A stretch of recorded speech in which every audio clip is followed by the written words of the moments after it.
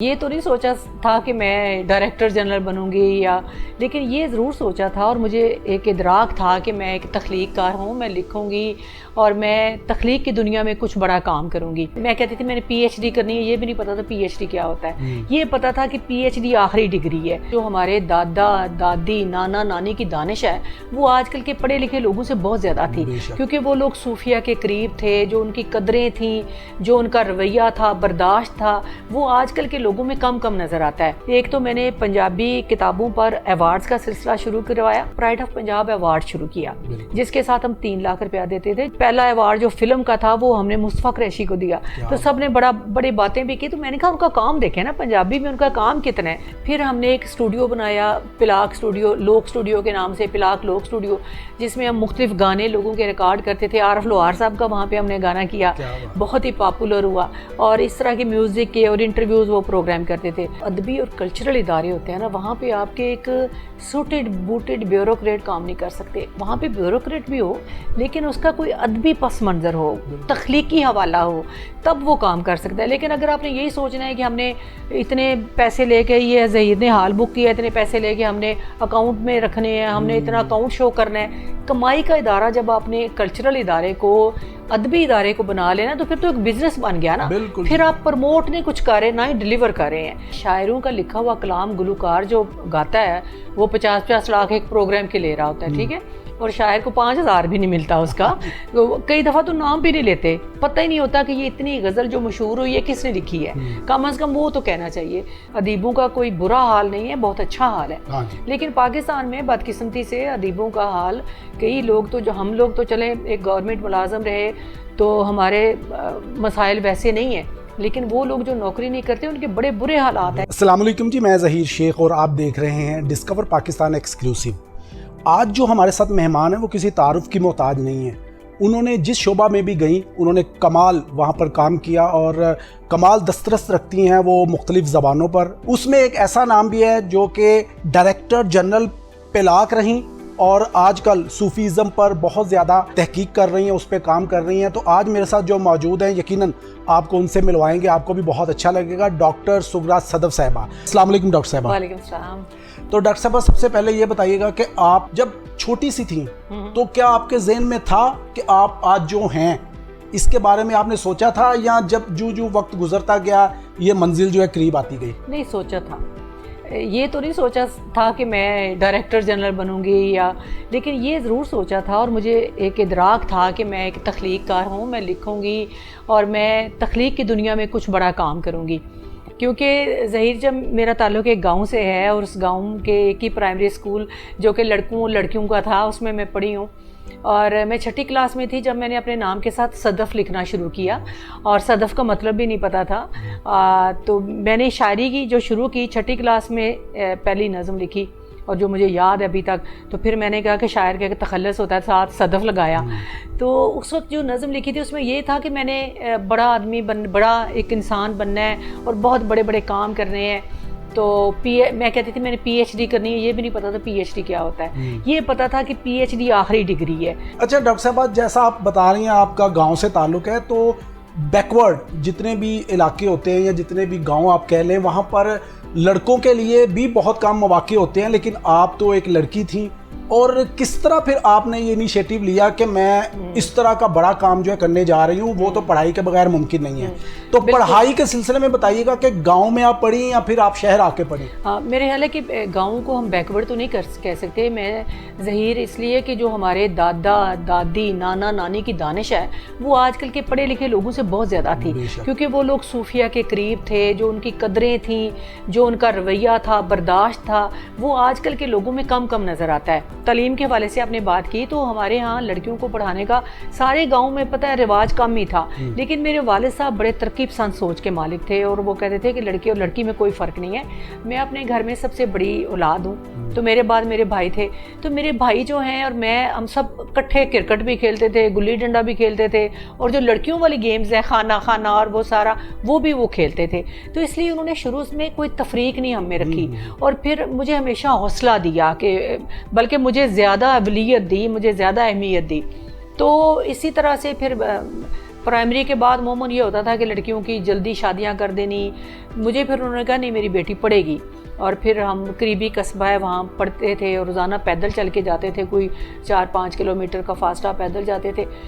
10ویں تک وہاں پڑھا, پھر گجرات شہر میں نے BA کیا اور وہ بھی ڈسٹنکشن سے کیا ماشاءاللہ. پھر university Punjab university philosophy department سے MA کیا اور یہیں سے PhD کی. تو میری تعلیم گجرات میں اور لاہور میں ہوئی ہے, دونوں شہروں میں. تو لیکن تربیت جو ہے میری اور مجھے بنانے میں میرے والد کا کردار ہے. تو ڈاکٹر صاحبہ یہ جو Punjabi language art and culture ہے, اس کی جب آپ ڈائریکٹر جنرل بنی تو کیا انیشیٹو تھے آپ کے کہ اس کو میں نے اس ادارے کو ترقی پہ لے کے جانا اور پنجابی زبان جو ہے وہ گھر گھر بولی جائے, اس حوالے سے ذرا بتائیے گا آپ نے کیا انیشیٹو لیے؟ بالکل, میں پنجابی مجھے بھی پہلے پڑھنی نہیں آتی تھی. بولتے تو ہم سب ہیں, بچپن سے گاؤں سے تعلق ہے, پنجاب کی ہزاروں صدیوں سالوں سے پنجابی ہوں میں. تو لیکن جس طرح کہ ہماری تعلیم نہیں تھی, اسکولوں میں نہیں پڑھا, یونیورسٹی میں نہیں پڑھا, تو میں جب یونیورسٹی میں پڑھتی تھی تو میں نے پنجابی شاعری شروع کی تب, اور تھوڑا بہت میں لکھتی تھی, اتنا زیادہ نہیں لکھ سکتی تھی, اردو میں زیادہ لکھتی تھی. پھر میں نے جب MPhil کیا فیض احمد فیض پہ, MA کا تھیسس لکھا سوری, لیکن جب میں PhD کرنے لگی تو مجھے لگا کہ مجھے اپنے کسی صوفی بابے پہ کرنی چاہیے, کیونکہ ہمارے صوفی بہت بڑے فلاسفر ہیں, نفسیات دان ہیں. تو میاں محمد بخش کا, کیونکہ کھڑی شریف ہمارے قریب ہی ہے, ہمارا بڑا آنا جانا ہے, بڑی عقیدت بھی ہے, تو میں نے میاں محمد بخش کو کا انتخاب کیا. لیکن مسئلہ یہ ہے کہ ان کی کتاب پڑھنی نہیں آتی, تو 2-3 صفحے میں نے کسی سے گاؤں میں پڑھے تو میں رواں ہو گئی. پھر جب مجھ پر یہ سارا کھلا, فخر زمان صاحب کی کانفرنس ہو رہی تھی پنجابی میں, اس تب پہلی لاہور میں کوئی پتہ نہیں 90 کے قریب, 90 کے دوران, تو میں نے وہ اٹینڈ کی. اس میں مجھے کئی چیزوں کا مجھ پہ واضح ہوئی کہ ہم پنجابی قوم ہیں, پنجابی زبان سے ہمارا پنجابی کلچر سے کیا تعلق ہے. تو وہ ساری چیزیں میں نے دیکھی اور میرے ذہن میں وہ پکتی رہی چیزیں.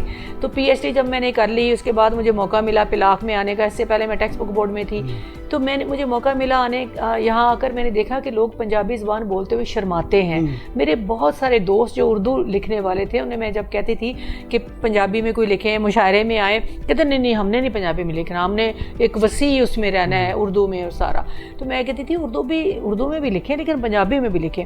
پھر میں نے وہ جو پنجابیوں کے اندر, یہ سب میں نہیں, میں نے کچھ لوگوں میں کہا کہ وہ جو ایک ہرڈل ہے اور نوجوانوں میں اور آپ جیسے لوگوں میں کہ وہ پنجابی کے قریب آئیں, اس کو ختم کرنے کے لیے میں نے کچھ کام کیے. ایک تو میں نے پنجابی کتابوں پر ایوارڈز کا سلسلہ شروع کروایا, اور ہر سال ہم اناؤنس کر کے اخبار میں اشتہار دے کے تو 6 کیٹیگریز میں ایوارڈ دیتے تھے, شاعری, تحقیق, بچوں کا ادب, مختلف جو اس میں نثر. تو اس میں پھر ہم پہلا دوسرا تیسرا, اور ظہیر یقین کرو پہلی دفعہ اور دوسری دفعہ نوجوان 35-30 سال کے لوگ ایوارڈ لے گئے. انہوں نے ناول لکھے, انہوں نے کہانیاں لکھی, تو مطلب نثر لکھنا مشکل ہوتا ہے, تو وہ لوگ آئے اور اب آ رہے ہیں. اس طرح ہم نے ایک پرائڈ آف پنجاب ایوارڈ شروع کیا, جس کے ساتھ ہم 3 لاکھ روپیہ دیتے تھے, جو کہ کلچر میں فلم, ڈرامہ, شاعری, ادب, اس میں وہ 6-7 کیٹیگریز تھی. اس میں ایک ٹیم بنائی تھی جس میں ہم مختلف لوگوں کو وہ ان سے مشورہ, تو ہم نے پہلا ایوارڈ جو فلم کا تھا وہ ہم نے مصطفیٰ قریشی کو دیا. تو سب نے بڑی باتیں بھی کی, تو میں نے کہا ان کا کام دیکھیں نا, پنجابی میں ان کا کام کتنا ہے. پھر بہار بیگم, سب لوگوں کو یہ ایوارڈ آہستہ آہستہ ملے, اور ادیبوں کو ملے, مستنصر حسین تارڑ صاحب, فخر زمان صاحب, اس طرح کے بڑے بڑے لوگ ہیں. تو یہ بھی ایک تھا کہ پرائڈ آف پنجاب کا مطلب ہے کہ پنجابی ہونے پہ فخر محسوس کریں. پھر ہم نے ایک اسٹوڈیو بنایا, پلاک اسٹوڈیو, لوک اسٹوڈیو کے نام سے, پلاک لوک اسٹوڈیو, جس میں ہم مختلف گانے لوگوں کے ریکارڈ کرتے تھے. عارف لوہار صاحب کا وہاں پہ ہم نے گانا کیا, بہت ہی پاپولر ہوا, اور اس طرح کے میوزک کے اور انٹرویوز وہ پروگرام کرتے تھے. پھر اس کے علاوہ ہم نے جو مختلف لوگوں کے ساتھ ایک شامیں منانی شروع کی, جو کلچر کے بھی لوگ تھے, ادب کے بھی لوگ تھے, موسیقی کے بھی لوگ تھے. تو بہت سارے ہمارے ایسے ڈکشنری بنائی ہم نے 7 جلدوں کی. آپ نے پنجابی ریڈیو بھی FM 95 بھی آپ نے 3 لگائے ہم نے, کیونکہ لاہور کا جو ریڈیو تھا یہ لگا تو پہلے سے تھا, پرویز صاحب کے دور میں لگا تھا, لیکن آپ کو پتہ ہے جب بھی کوئی نیا ادارہ بنتا ہے تو اس میں بہت سارے مسائل ہوتے ہیں, تو چیزیں رہ جاتی ہیں. تو اس کا لائسنس نہیں لیا گیا تھا, فریکوینسیز الاٹ ہوئیں, لائسنس نہ لیا گیا. تو میں جب آئی تو اس کا بجٹ ہی نہیں تھا, 2 دفعہ بجٹ ایلوکیٹ ہوا, لیکن اکاؤنٹ نہ کھل سکنے کی وجہ سے وہ ختم ہو گیا. اور جس نے ریڈیو لگایا تھا اس کو بھی میڈاس کی طرف سے جو پرویزر صاحب نے تب ادائیگی کی تھی, ان کے حکم پہ یہ ادائیگی کی گئی تھی. تو یہ بہت سارے مسائل تھے. تو میں نے کہا کہ ریڈیو اتنا بڑا ہمارے پاس ایک چیز ہے تو ہم اس کو کریں. تو جب ہم نے کھولنے کی کوشش کی تو دوسرے دن پیمرا والے آ گئے, انہوں نے کہا اسی سامان لے کے چلے ہیں, تسی کھولن جرت کس طرح کی دی ہے, تواڈے کول ہے نہیں لائسنس. پھر ہم نے جا کے وہ لائسنس لیا, میں اور آسم اس کے لیے کئی دفعہ پیمرا کی میٹنگز میں گئے, وہاں جا کے سارے طے کیے چیز, اور لاہور کا لائسنس لیا. پھر پہلے لاہور کے لیے بجٹ لیا, اور اس کو سارا آپ کو پتہ ہے وہ پرانی مشینری سب کچھ ختم ہو چکا تھا, اینٹینا گرا, وہ پگھل چکا تھا, زنگ لگ چکا تھا. پورا یہ سارا رینوویٹ کیا, اس کو نیا سامان لگایا. پھر اس کے بعد ہم نے پنڈی اور ملتان کا کیا, اور تب تک پنڈی اور ملتان کی فریکوینسیز ختم ہو چکی اور ہم خرچہ کر چکے. اور پھر جو ہمیں دوڑنا پڑا اور پیمرا سے ساری اجازت لے کے, لیکن شکر ہے کہ ہم کامیاب ہوئے, اور اب تینوں ریڈیو ماشاءاللہ بہت کامیابی سے کام کر رہے ہیں. اچھا, جب آپ ڈائریکٹر جنرل پلاک بنی تھی تو سبھی جو آپ نے کام کیے آج سبھی ان کو مانتے ہیں, کیونکہ آپ نے بہت محنت کی, ہم بھی آتے تھے, ہمیں پتہ ہے جس طرح آپ محنت کے ساتھ اس کو چلا رہی تھی. کیا آپ سمجھتی ہیں کہ جتنے بھی پاکستان میں یا خاص کر پنجاب میں جتنے بھی آرٹس کے ادارے ہیں وہ کام ٹھیک کر رہے ہیں, وہاں پر لوگوں کی تربیت کی جا رہی ہے, انہیں تعلیم دی جا رہی ہے, اور کیا اس تعلیم کا جو ہے ان کے مستقبل میں, نوجوانوں کے مستقبل میں کوئی فائدہ نظر آ رہا ہے آپ کو؟ نہیں, یہ تو نہیں کہا جا سکتا کہ وہ ٹھیک کام کر رہے ہیں, کیونکہ بہتری کی ہمیشہ گنجائش رہتی ہے. دوسری بات یہ ہے کہ دیکھیں جو ادبی اور کلچرل ادارے ہوتے ہیں نا, وہاں پہ آپ کے ایک سوٹڈ بوٹڈ بیوروکریٹ کام نہیں کر سکتے. وہاں پہ بیوروکریٹ بھی ہو لیکن اس کا کوئی ادبی پس منظر ہو, تخلیقی حوالہ ہو, تب وہ کام کر سکتا ہے. لیکن اگر آپ نے یہی سوچنا ہے کہ ہم نے اتنے پیسے لے کے, یہ ظہیر نے حال بک کیا, اتنے پیسے لے کے ہم نے اکاؤنٹ میں رکھنے ہیں, ہم نے اتنا اکاؤنٹ شو کرنا ہے, کمائی کا ادارہ جب آپ نے کلچرل ادارے کو, ادبی ادارے کو بنا لینا تو پھر تو ایک بزنس بن گیا نا. پھر آپ پروموٹ نہیں کچھ کر رہے, نہ ہی ڈیلیور کر رہے ہیں. آپ کا تو کام ہونا چاہیے کہ آپ نے نوجوان نسل کے لیے کیا کیا, خواتین کے لیے کیا کیا ہے, باقی لوگوں کے انٹرٹینمنٹ کے لیے, تربیت کے لیے کیا, ان کو کیا سوچ دے رہے ہیں, یہ کیا پلاننگ کی آپ نے, کون سے فیسٹیولز آپ پلان کر رہے ہیں, صوفیزم کے حوالے سے کیا کام کر رہے ہیں. تو یہ چیزیں دیکھنے کی اہم ہوتی ہیں. یہ نہیں کہ آپ نے کمرشل ڈرامہ کرا لیا, اتنے پیسے لے لیے, بڈ کرا لی, یہ کر لیا. تو ہمارے ہاں موسٹلی یہی کچھ ہو رہا ہے. اچھا ڈاکٹر صاحبہ, یہ بتائیے گا کہ آپ نے اب تک کتنی بکس لکھی ہیں؟ میں نے میرا 35 کے قریب ہیں. ماشاءاللہ ماشاءاللہ. اچھا, بہت ساری باتیں ہیں, ہم یہاں پر ایک چھوٹا سا وقفہ لیتے ہیں, پھر واپس آئیں گے. جی تو ناظرین, یہاں پر ہم لیں گے ایک چھوٹا سا وقفہ, ہمارے ساتھ رہیے. Welcome back. تو ہمارے ساتھ ہیں جی ڈاکٹر سغرا صدف صاحبہ. ڈاکٹر صاحبہ یہ بتائیے گا کہ جو شاعر حضرات ہیں ان کو اس معاشرے میں وہ مقام جیسا کہ کھلاڑیوں کو ملتا ہے, جیسا کہ فلم سٹارز کو ملتا ہے, وہ میں نے نہیں دیکھا کہ ادیبوں کو, شاعروں کو اتنا پیسہ ملتا ہو یا وہ مقام ملتا ہو. آپ کی نظر میں یہ کیسا ہے, اس کو کس طرح ہم ڈیولپ کر سکتے ہیں اور رسپیکٹیبل طریقے سے ان کو بھی اتنا معاوضہ ملے کہ وہ بھی کسی کو کہہ سکیں کہ بھئی آج ہم نے بھی لاکھوں میں لیا ہے. یہ تو میرا خیال ہے ان کے لیے ایک سوچ ہی ہوگی. آپ کیا کہتی ہیں؟ میرے خیال ہے کہ بات آپ نے بہت اچھی کی, لیکن شاعروں کا آپ کو موازنہ کھلاڑی سے نہیں کرنا چاہیے, گلوکار سے کرنا چاہیے. کیونکہ شاعروں کا لکھا ہوا کلام گلوکار جو گاتا ہے وہ 50-50 لاکھ ایک پروگرام کے لے رہا ہوتا ہے, ٹھیک ہے, اور شاعر کو 5,000 بھی نہیں ملتا اس کا. کئی دفعہ تو نام بھی نہیں لیتے, پتہ ہی نہیں ہوتا کہ یہ اتنی غزل جو مشہور ہوئی ہے کس نے لکھی ہے, کم از کم وہ تو کہنا چاہیے. تو یہ واقعتاً ہے, یہ زیادتی ہے کہ ایک جو تخلیقی بندہ ہے جو اس کا آپ نام بھی نہیں لے رہے, اس کو کچھ پے بھی نہیں کر رہے, تو مفلوق الحال ہی ہے شاعروں میں. اب ایک کچھ خاص آپ کو ملیں گے, چند لوگ ملیں گے جو بہت ہی مشاعرے ایسے پڑھتے ہیں جو ارن کر رہے ہیں, پیسہ کما رہے ہیں. باقی تو مفت میں ہی سارے لوگ جا رہے ہوتے ہیں فنکشنز میں, اور ایک اپنے دل کی ایک جو ہوتے ہیں خوشی کے لیے جا رہے ہوتے ہیں.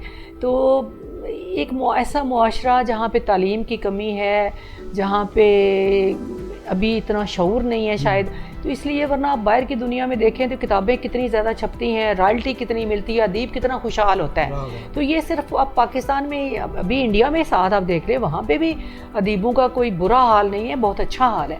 لیکن پاکستان میں بدقسمتی سے ادیبوں کا حال, کئی لوگ تو, جو ہم لوگ تو چلیں ایک گورنمنٹ ملازم رہے تو ہمارے مسائل ویسے نہیں ہیں, لیکن وہ لوگ جو نوکری نہیں کرتے ان کے بڑے برے حالات ہیں. ڈاکٹر صاحب, جب آپ کبھی بازار میں جاتی ہیں, جیسا آپ گورنمنٹ کالج کے ساتھ فٹ پاتھ ہیں, جیسا آپ مار روڈ پہ ہے, تو جب وہاں پر زمین پہ پڑی آپ کتابیں دیکھتی ہیں اور جب آپ انارکلی میں انٹر ہوتی ہیں وہاں پہ شیشوں پہ لگے شوز دیکھتی ہیں, تو کیا ذہن میں آتا ہے؟ بڑا ہی برا لگتا ہے, اس لیے کہ میں نے اب دیکھیں نارکلی سے تو ایک خاص محبت ہے, اب تو بڑے بڑے مالز آ گئے ہیں, لیکن پھر بھی کبھی کبھی وہاں جانا ہوتا ہے ضرور, اور اس طرف سے جب بھی گزرے تو وہ فٹ پاتھ, کیونکہ پنجاب یونیورسٹی سے ہم پڑھے ہوئے ہیں تو اولڈ کیمپس میں بھی جاتے تھے تو روزانہ کی چکر لگتا تھا. میری تو اپنی ایک بڑی ناخوشگوار یاد اس حوالے سے اپنی کتابوں کے حوالے سے ہے.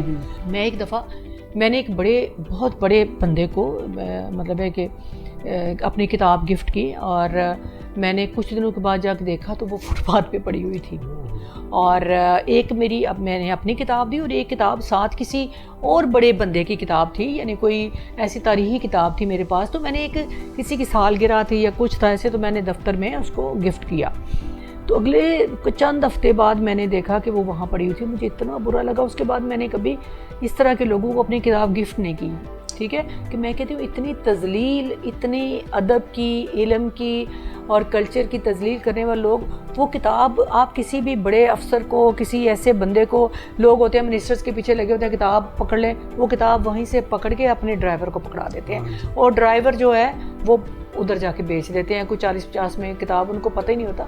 تو یہ تو کتابوں کی عزت ہے اس ملک میں.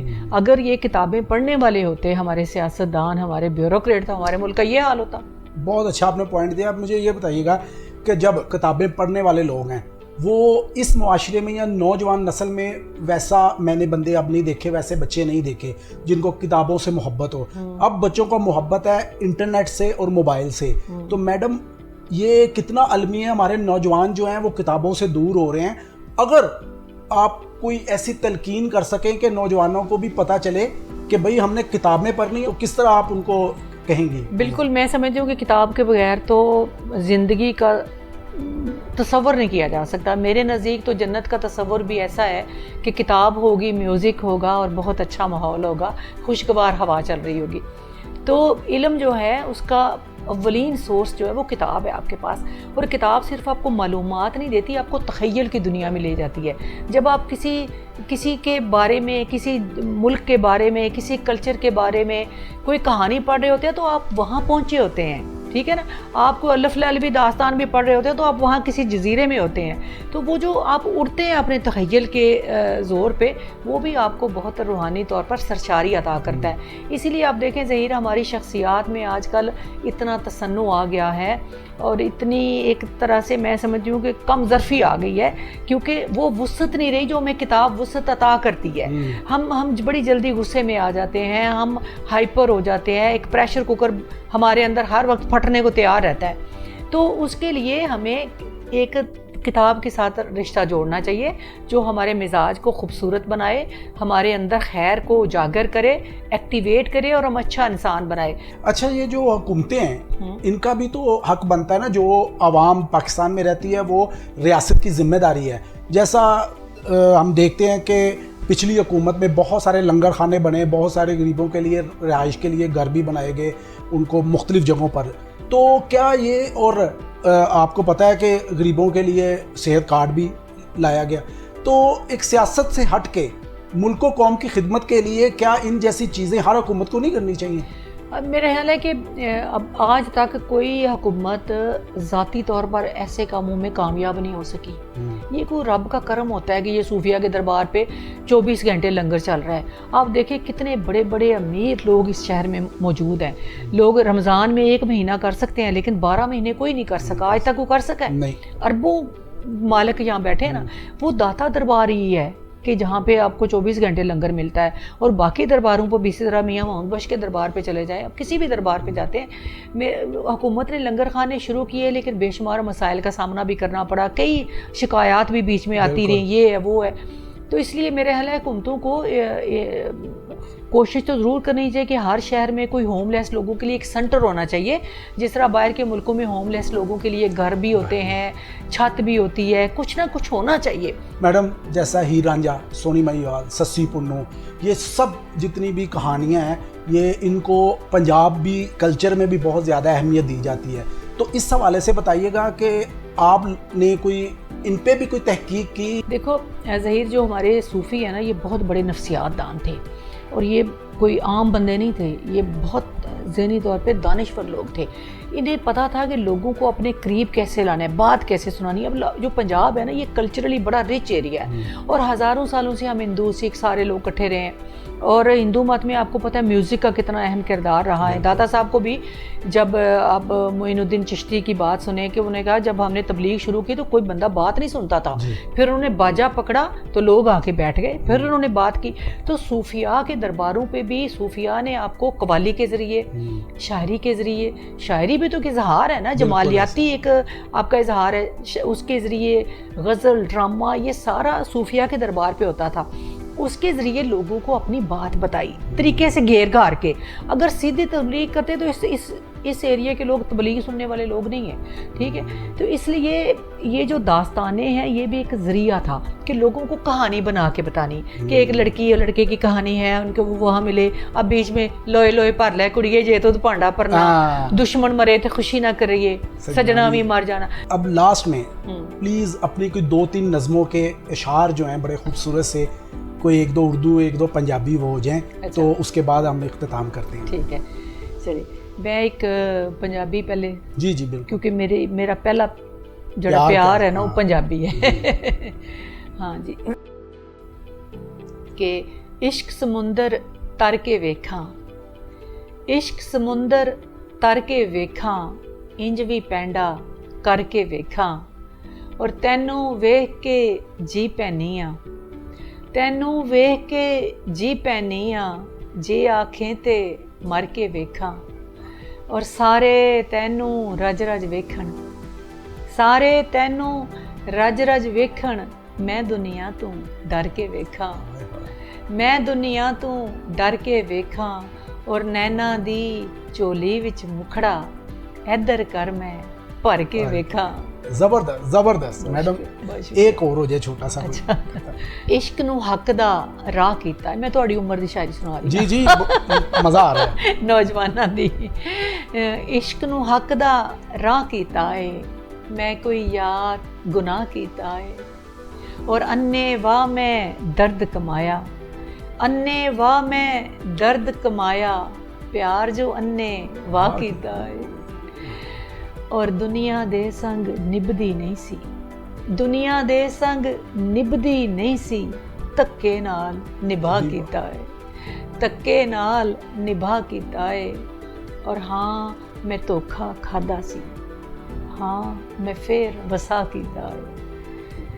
اور اردو دے 2-3 شعر کہ تو مجھے خود میں نظر آتا نہیں، تو مجھے خود میں نظر آتا نہیں، اس لیے اب آئینہ بھاتا نہیں، اور اے محبت سے بھرے موسم بتا، اے محبت سے بھرے موسم بتا، کیا تیرا مجھ سے کوئی ناتا نہیں، کیا تیرا مجھ سے کوئی ناتا نہیں، اور اپنی آنکھوں سے کبھی چھو لوں تجھے، اپنی آنکھوں سے کبھی چھو لوں تجھے، ہاتھ تو تجھ تک میرا جاتا نہیں، ہاتھ تو تجھ تک میرا جاتا نہیں، اور بے وفا کو یاد کرنا چھوڑ دے، کوئی سغرا کو یہ سمجھاتا نہیں. ہائے ہائے ہائے ہائے ہائے. ڈاکٹر صاحبہ بہت اچھا لگا. وقت کی کمی ہے لیکن ہم نے پھر بھی بہت ساری باتیں کی. یقیناً ہم ایک نشست اور رکھیں گے کبھی تو آپ سے مزید بھی باتیں کریں گے. مزہ بہت آ رہا ہے, پتہ ہی نہیں چلا ٹائم کس طرح گزر گیا. تو انشاءاللہ آپ کو ہم دوبارہ پھر دعوت دیں گے. جی تو ناظرین, آپ نے دیکھا ڈاکٹر سغرا صدف صاحبہ ہمارے ساتھ موجود تھی. انہوں نے بہت ہی شاندار باتیں کی, بہت زیادہ انہوں نے ایسی باتیں کی جس سے نوجوان نسل جو ہے وہ سیکھ سکتی ہے اور بہت زیادہ کامیاب ہو سکتی ہے. انہوں نے اپنی آخر میں شاعری بھی سنائی, یقیناً آپ لوگوں کو پسند آئی ہوگی. اس کے ساتھ ہی اپنے ہوسٹ ظہیر شیخ کو اجازت دیجیے. اللہ حافظ.